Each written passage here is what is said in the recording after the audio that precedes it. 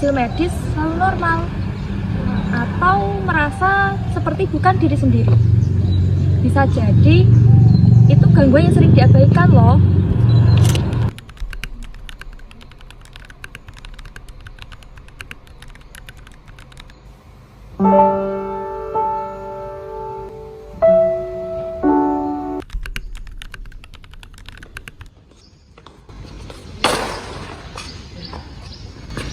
Maaf ya Mbak, saya buru-buru soalnya mau ke masjid, mau jumatan. Maaf ya, saya duluan dulu ya. Enggak.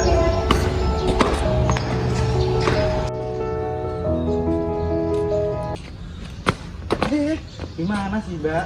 Nah ini buru-buru. Ini saya ngejar deadline psikologi. Kamu tahu nggak psikologi?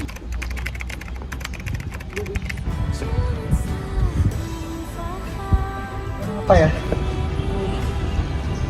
Kok tiba-tiba sakit ya?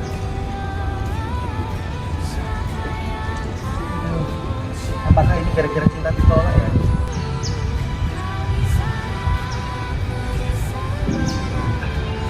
Kenapa ini tiba-tiba sakit? Ketemu pusing aku. Apa asma ini ya? Gara-gara kebanyakan rokok. Kenapa ini terus tiba-tiba sakit ya? Padahal aku tidak punya riwayat seperti mah atau gangguan lainnya ini. Sakit sekali Bu. Aku mau tanya dong, kalau gangguan disosiatif itu cuma ada satu atau lebih dari satu sih? Gangguan disosiatif itu ada 4 ya. Yang pertama itu ada gangguan amnesia disosiatif. Amnesia disosiatif itu kayak dia tuh lupa sama identitas diri sendiri, lupa namanya, lupa dia siapa, kayak nggak mengenali diri sendiri lah. Terus yang kedua itu ada derealization disorder. Itu tuh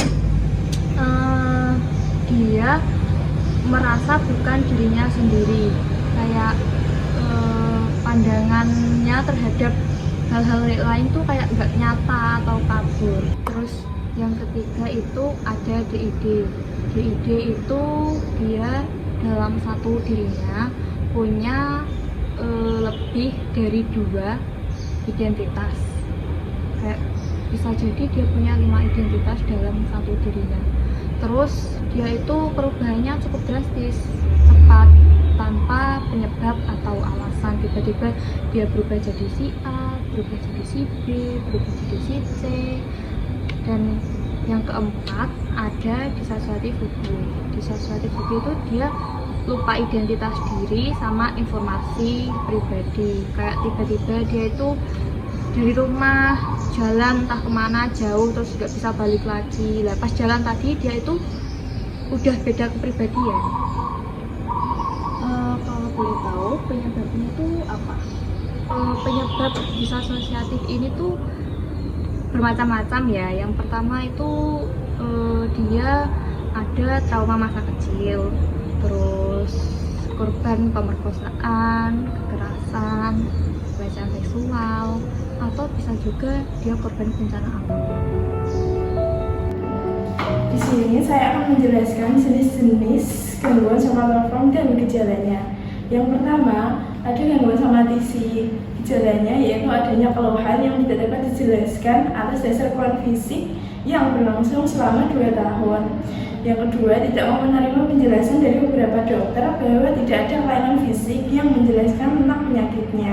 Yang kedua, gangguan somato tak terperinci. Gejala yang pertama adalah adanya keluhan fisik yang bersifat multiple, bervariasi dan menetap. Akan tetapi, gambaran klinis yang khas dan lengkap dari gangguan somatisi tidak terpenuhi. Gejala yang kedua yaitu kemungkinan ada ataupun tidak faktor penyebab psikologis belum jelas. Akan tetapi, tidak boleh ada penyebab fisik dari keluhannya. Yang ketiga, ada gangguan hipokondrik. Penderita gangguan hipokondrik biasanya tidak mau mendengarkan penjelasan dokter karena merasa tidak ada kelainan fisik yang dapat menjelaskan penyakitnya. Yang keempat, ada disfungsi autonomik somatoform. Gejala yang pertama yaitu adanya bangkitan autonomik seperti palpitasi, berkeringat, tremor, muka panas yang menetap dan mengganggu. Gejala subjektif tambahan mengacu pada sistem atau organ tertentu. Gangguan ini sering disalahpahamkan atau disepelekan. Tapi bantuan pasti ada. Dengan konsultasi ke psikolog atau psikiater dapat membantu kalian untuk menuju pemulihan. Yuk peduli dengan mental kita. Selamat siang, saya kan sudah ke dokter beberapa kali. Itu gejala saya itu seperti ini. Saya itu sakit kepala, nyeri di dada, dan sering mual-mual gitu loh. Tapi dokter itu bilang itu saya normal. Nah, mau tanya apakah saya itu ada gejala apa atau apa itu, mohon beritahu apakah saya perlu penanganan atau apa. Terima kasih sudah datang dan menceritakan hal ini. Saya mengerti apa yang kamu maksud. Berdasarkan penjelasannya, ada kemungkinan kamu mengalami gangguan somatoform. Ini adalah kondisi ketika seseorang merasakan keluhan fisik yang nyata tapi tidak ditemukan penyebab medis yang jelas. Oh, jadi maksudnya ini semua karena pikiran saya. Bisa dibilang begitu, tapi bukan berarti gejalanya hanya dibayangkan. Rasa sakit itu nyata, hanya saja asalnya bukan dari kerusakan organ tubuh, melainkan dari tekanan psikologis seperti stres, kecemasan, atau konflik emosional yang belum terselesaikan. Apakah ini bisa disembuhkan? Tentu penanganan utamanya melalui terapi psikologis seperti terapi kognitif terapi atau CBT. Terapi ini membantu kamu memahami pola pikir yang mungkin mempengaruhi kondisi fisik dan mengubahnya jadi lebih sehat. Selain itu, kamu harus melakukan teknik relaksasi, latihan pernapasan, dan manajemen stres juga sangat membantu. Baik Bu, saya ingin mencoba terapi terlebih dahulu. Saya ingin kembali tenang seperti dulu lagi. Ya, itu langkah awal yang sangat baik. Prosesnya mungkin tidak instan, tapi dengan komitmen dan perjuangan yang tepat, kamu akan merasa jauh lebih baik. Saya akan mendampingimu selama proses ini. Selamat datang. Apa yang membuatmu datang hari ini? Ada yang bisa saya bantu? Aku sering merasa seperti bukan diriku sendiri. Kadang tidak ingat apa yang aku lakukan. Ada saat aku merasa terlepas dari diri saya. Terima kasih ya sudah berbagi. Itu bisa sangat membingungkan dan menakutkan. Apakah pengalaman ini sudah berlangsung lama? Sejak belajar, tapi makin parah beberapa bulan terakhir. Aku kadang menemukan catatan atau barang yang aku tidak ingat pernah membuat atau membeli barang itu. Itu terdengar seperti gejala disosiasi. Kita bisa bekerja sama untuk memahami penyebabnya dan mencari cara agar kamu merasa lebih stabil dan terkendali.